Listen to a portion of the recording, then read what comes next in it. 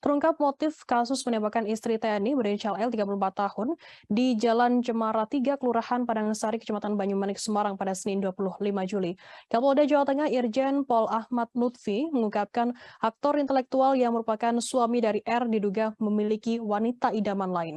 Suami R yakni Kopda M kemudian melakukan upaya pembunuhan terhadap istrinya. Saat Kopda M menemani istrinya ke rumah sakit, ia menghubungi eksekutor dan membahas soal upah penembakan. Dari hasil transaksi, Kopda M memberikan uang senilai 120 juta rupiah di sebuah minimarket. Upah tersebut dibagi ke 5 tersangka. Menurut Lutfi, motif ini didapat setelah pihaknya memeriksa keterangan 8 saksi. Satu di antaranya yakni saksi yang diperiksa adalah wanita berinisial W yang merupakan pacar dari Kopda M. Bahkan setelah kejadian penembakan itu, Kopda M mengajak serta W untuk melarikan diri. Namun ajakan Kopda Muslimin tersebut ditolak selingkuhannya. Upaya pembunuhan tersebut bukan kali pertama dilakukan oleh Kopda M terhadap sang istri. Sebelumnya, Kopda M pernah meracun istrinya hingga melakukan santet terhadap korban. Bahkan Kopda M juga pernah merencanakan pencurian dengan korban sang istri. Meski demikian, Lutfi mengungkapkan informasi ini baru keterangan dari eksekutor penembakan.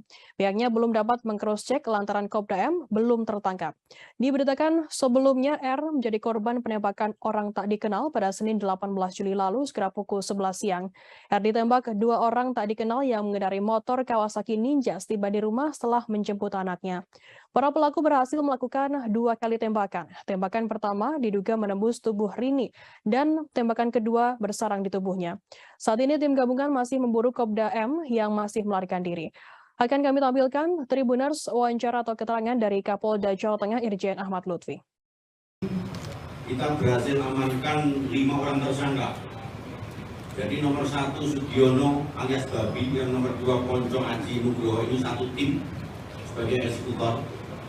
Kemudian Supriyono dan Agus Santoso satu tim sebagai pengawas.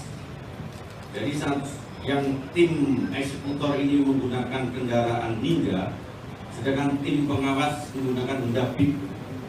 Kita juga telah ungkap penyedia senjata api, yaitu saudara Dwi Sulistiono, di mana H-3 sebelum pelaksanaan kejadian yang bersangkutan telah terjadi transaksi senjata api rakitan yang disinyalir rakitan dengan nilai sekitar 3 juta.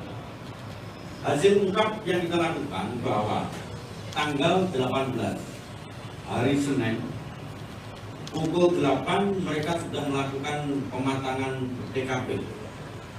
Kemudian 11.38 dia melakukan kegiatan yaitu penembakan, di mana 2 orang mengikuti daripada korban pada saat korban menjemput daripada anaknya.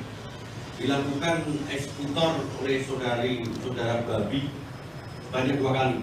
Jadi tembakan pertama disinyalir tidak mematikan, dia kembali ke posko yang sekitar 200 meter, dapat instruksi dari suami saudara M untuk dilakukan penembakan yang kedua. Jadi tembakan pertama tembus, di TKP kita temukan proyektil 1. Kemudian tembakan yang kedua disinyalir bersarang di tubuh korban yang sekarang diangkat. Jadi 2 proyek. Terima kasih sudah nonton. Jangan lupa like, subscribe, dan share ya.